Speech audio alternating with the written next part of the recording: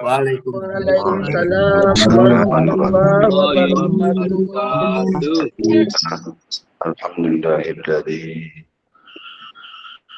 anzalal Qur'an hudan linnas bayyinatin minal huda wal furqan. Wassalatu wassalamu ala nabil huda wal hikmah wa khataman nabiyyin wa imamul mursalin sayyidina Maulana Muhammad wa ala alihi washabbihi ajma'in. Amma ba'du. Kepada Bapak pembina, Bapak penasehat, Bapak Prabadal, Bapak para pengurus yayasan, Bapak pengurus perguruan, singkatnya kepada Bapak-Bapak, Ibu, hadirin dan hadirat jemaah perguruan Tersabandi yang mengikuti kerja online pada pagi subuh. Rahimakumullah. Puji syukur kita panjatkan kepada Allah Subhanahu wa Ta'ala atas limpah rahmat taufik dan hidayahnya kepada kita semua, sehingga pada kesempatan yang berbahagia yang mulia ini dapat kita bersama-sama laksanakan zikir jahar secara online dan dapat melaksanakan kewajiban kita melakukan sholat Jumat berjamaah, kemudian kita zikir yang berselawat kepada Nabi besar Muhammad. Semoga amal ibadah kita ini senantiasa dilimpahkan rahmat dari ridhonya. Amin. Amin ya rabbal alamin. Kemudian kita tak lupa menyampaikan salam kepada junjungan alam Nabi besar Muhammad sallallahu alaihi wasallam. Allahumma shalli ala sayyidina Muhammad wa ala alihi. Semoga kita selalu dan dia. Amin. Amin rabbal alamin. Alhamdulillah wa syukurillah wa ni'mat Allah. La haula wala quwwata illa billah. Bahwa kita setiap hari, setiap waktu, setiap detik kita selalu menjaga, kita waspada. Ini artinya bahwa kita selalu zikir kepada Allah. Karena itulah salah satu cara kita untuk rasa mahabbah kita, rasa dekat kita, dan rasa kita menjadi hamba Allah yang diperintahkan menjalankan perintah. Namun demikian, bahwa karena banyak persoalan, urusan-urusan dunia misalnya, dan inilah bagian-bagian daripada hijab, bagian daripada yang menjatuhkan, turunkan derajat kita, sehingga kita ketinggalan dan ketinggalan. Oleh sebab itu, kita ambil kehidupan dunia ini hanya secukupnya, sekedar untuk menjalankan daripada kehidupan dunia sementara ini, bukan menjadi sebuah target, sebuah tujuan yang utama. Karena kalau demikian, kita bisa melupakan yang lainnya, bisa melalaikan diri kita kepada Allah. Sedangkan kita semata-mata sejak hanya berzikir kepada Allah pun juga kesulitan, apalagi hanya sambilan. Apalagi kita tidak semata-mata, itu amat jauh. Nah itulah ya, bahwa proses Allah itu ada sesuatu hal yang sangat-sangat menanjak, ya, sangat-sangat memberatkan, karena tidak ada boleh yang lain terikutkan di dalamnya. Keinginan misalnya, nafsu misalnya, pikiran-pikiran misalnya, semuanya harus tidak ada semuanya. Nah itu karena selama ini kita masih menganggap pada ibadah pikiran, ibadah lisan, ibadah angan-angan itu sungguhnya justru kita harus mentiadakan semua itu, karena itulah cara pencapaian kita untuk menuju kepada Allah. Yang lain ini merupakan sarana Ya, sarana ini adalah untuk memudahkan cara kita untuk beribadah. Dan sarana-sarana ini adalah menjadi satu proses kita. Gimana kita menempatkannya. Tapi kalau kita menempatkannya pada satu hal yang istimewa, artinya menjadi satu keinginan, ini kan sangat berbahaya sekali. Jadi kita harus tinggalkan itu. Ya. Jadi kalau kita ada urusan berkaitan tentang dunia, bukan berarti kita ya tidak kita lakukan dunia. Namun jangan kita bawa ya dalam kita sholat dan zikir, karena punya kedudukan tersendiri. Ya, urusannya dunia ada di luar, ya urusannya akhirat ada dalam hati kita. Tapi berarti bukan ketika urusan akhirat sehingga memikirkan surga, memikirkan apa namanya keutamaan-keutamaan, tidak. Justru disitulah kita tidak ada yang lain, hanya Allah di dalamnya. Ya, jadi kita tidak boleh kita memperhatikan yang lain.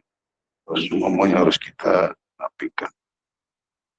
Dalam proses rohani ini memang sangat-sangat pelik sekali ya. Dan disinilah ya, kita dilatih kesabaran kita, dilatih tawaduk kita, ketundukan kita kepadanya, dilatih daripada mahabbah kita. Dan itulah akan terbukti dalam prosesi kita nanti, dalam perjalanan menuju kepada Allah itu akan mudah dan menjadi nyata, menjadi sesuatu hal yang nikmat. Nah, perkara di sini adalah bagaimana kita menatanya, bagaimana kita mempersiapkan ya wilayah yang kita duduki. Nah, itu tidak boleh ada hal-hal yang lain yang Allah tidak suka di situ. Tidak mau ada yang lain karena ada kecemburuan. Allah Maha Cemburu ya ketika kita lebih memperhatikan kepada yang lain. Oleh sebab itu akan jatuhnya syirik ya ketika ada penyembahan yang lain. Jika kita tidak akan diampuni kan, itulah berbahayanya. Itu di dalam mensikapinya adalah tinggalkan apa hal-hal yang menghalangi kita masuk ke wilayah, masuk kepada wilayah yang khusus di situ. Dan disitulah yang tidak ada lain kecuali hanya aku di dalamnya. Karena disitulah menjadi bagian-bagian yang menjadi manusia harus terikutkan di situ.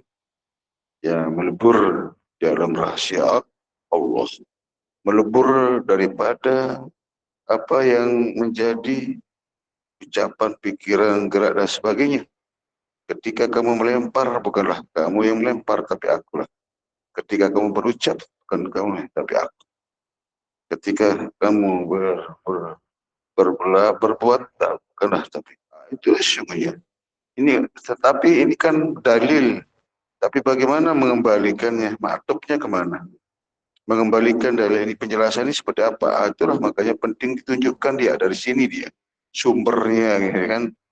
Nah, itu sumber gerak, ucapan, pendengaran, semua di situ. Tinggal kita ya koneksikan ya.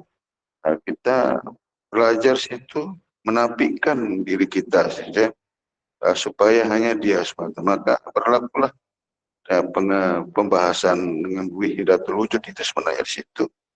Nah ini ya, hanya satu yang wujud, satu yang ada. Yang lain tidak ada. Keberadaan yang lain karena adanya, ya.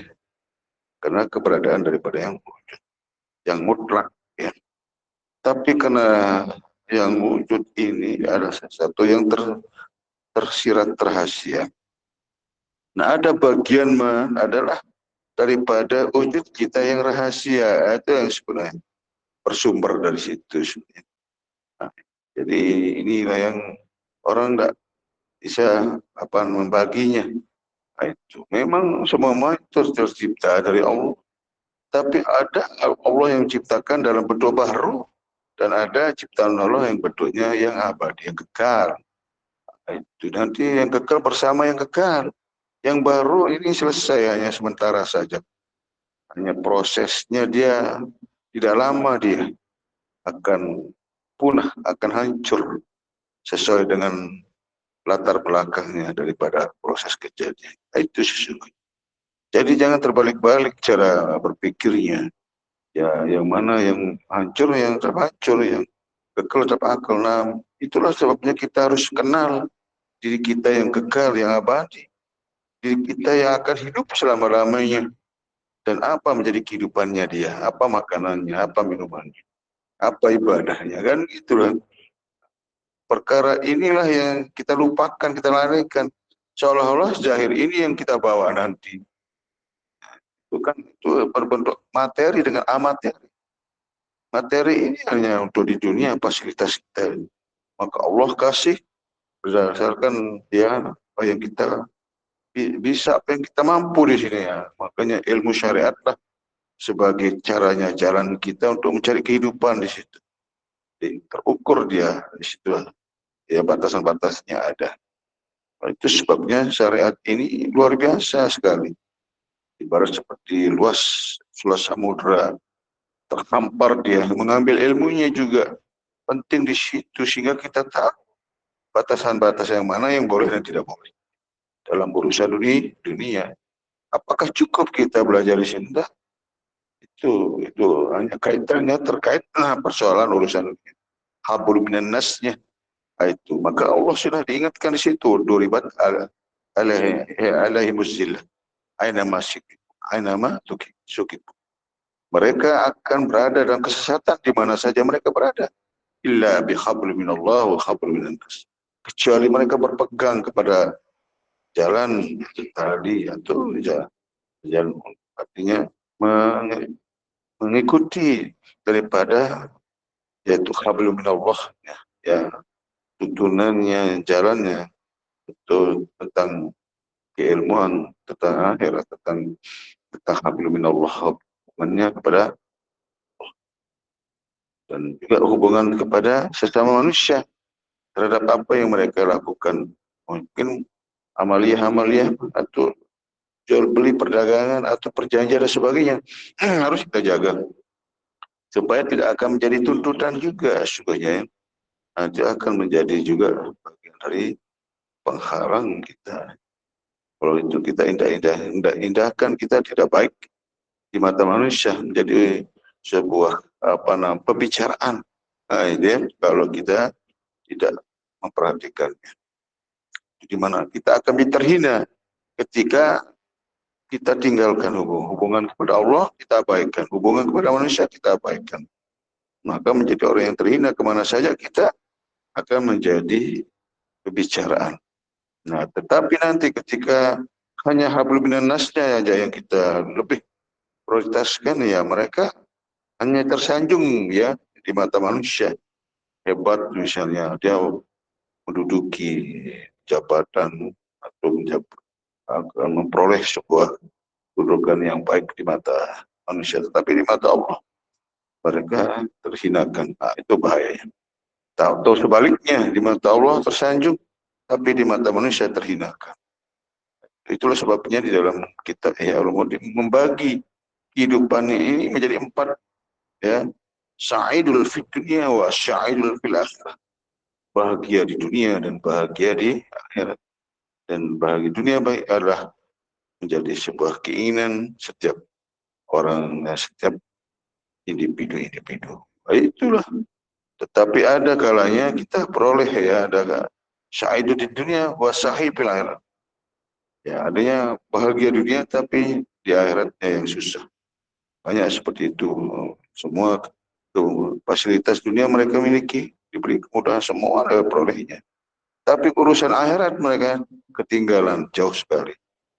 Dan sebaliknya juga, ya sahih di dunia wa sa'idun fil akhirat. Mereka kesulitan di urusan ini. Tetapi berkaitan tentang akhirat, mereka sangat nyaman aman, luar biasa. Tapi yang paling parah adalah sahih di dunia wa sa'id. Artinya di dunia sudah hancur lebur, apalagi urusan akhirat. Kan itu sebenarnya. Jadi inilah sesungguhnya bahwa dalam kehidupan ini kembali kepada masing-masing kita. Ya bagaimana kita mengambilnya, bagaimana kita ya cara mensikapinya. Itu kembali kepada apa menjadi tujuan kita, cita-cita kita. Apakah prioritas kita dunia atau akhirat? Kalau itu prioritas kita, Allah akan bagi sebenarnya. Maka Allah menyampaikan jauh sebelumnya, wal akhiratu khairum minal ula. Artinya bahwa akhirat itu lebih baik. Kalau kita tahu, kita yakin bahwa akhirat itu lebih baik, maka kita lebih mendahulukannya. Itu daripada yang lainnya. Tetapi kalau Allah membaginya yang dua-duanya, nah kita bersyukur. Ya alhamdulillah. Kan jadi jadikan, walaupun demikian tetap kita jadikan dunia ini sebagai sarana. Nah, jadi artinya bahwa dengan adanya ya, dunia sehingga kita mudah akses kita program-program di perguruan di yayasan ini, ya ini semakin tambah luas, tambah ya apa namanya, tambah maju. Nah justru semua itu tidak terlepas daripada sarana prasarana yang sama-sama kita perjuangkan sebagai syiar untuk menolong diri kita, menolong keluarga kita, dan menolong daripada ya warga dan bahkan tanah air kita sebenarnya ya, supaya negara kita dan negara saudara-saudara kita yang lain juga akan memperoleh sebagaimana yang dijanjikan oleh Allah terhadap orang-orang yang beriman dan bertakwa, maka dimakmurkan negerinya, turun rahmat dari bumi dan langit-langit. Tapi kena ulah tangan manusia, nah, hingga banyak bencana musibah yang akan menimpanya. Kembali sebenarnya bahwa kehidupan ini ya bukan semata-mata adalah itu adalah apa namanya kejadian alam. Nah, memang alam yang menjadikan, tetapi itu adalah daripada apa yang diperbuat oleh manusia sendiri yang mendudukinya, yang menaunginya, yang menjaganya. Nah, di situ kurang amanah, kurang memperhatikan banyak hal-hal yang dia rusak, dihancurkan dalam kehidupan mereka di situ. Dan misalnya bumi ya, ya apa namanya digali dan sebagainya. Padahal itu harus ada ya tata caranya. Ya, contoh lah yang bila hari terjadi di Sidoarjo itu, ya, nah, itu kan sembarangan. Makanya kita kalau kita melakukan sebuah action tanpa ilmu itu bahaya, hancur ya. Nah itu baru satu titik yang mereka lakukan sehingga mereka bisa apa namanya dapat musibah di situ, ditenggelamkan desanya, daerahnya kan begitu. Itu baru satu titik. Tapi kalau itu dalam bentuk yang banyak, yang luas, habis ini. Belum yang lain. Nah itulah karena kita tanpa ilmu ya. Nah, begitulah juga ibarat kita ibadah. Ya kan, kalau kita tidak dengan ilmu, maka ibadah itu kan jadi bahaya. Tapi tujuannya baik, tetapi malah menjadi kemudaratannya. Contoh misalnya kalau kita dalam sholat, aqimus sholat lizikri, dirikan sholat untuk ingat kepada Allah, kepada Allah. Bagaimana cara kita ingat kepada Allah dalam sholat, dalam ruku sujud kita, dalam syirik kita? Ayo, bayangkan enggak? Bisa enggak? Mana mungkin, mustahil gitu. Hanya bacaannya yang kita ingat. Maka orang mengingat Allah melalui bacaan, mengingat Allah melalui gerakan, mengingat itu syariatnya, mengingat Allah dari sisi syariat. Dari sisi hakikat berbeda ya. Nah, harus melalui makrifat, harus melalui mengenal, harus melalui bimbingan khusus, melalui rohaninya, kan begitu ya. Nah, mungkin itu saja sebagai pengantar, insya Allah kita akan jelaskan terlebih dalam lagi tentang bagaimana tentang zikir kepada Allah dengan zikir yang sesungguhnya, supaya kita tidak gagal paham. Demikian kurang lebihnya, wabillahi taufiq. Assalamualaikum warahmatullahi wabarakatuh.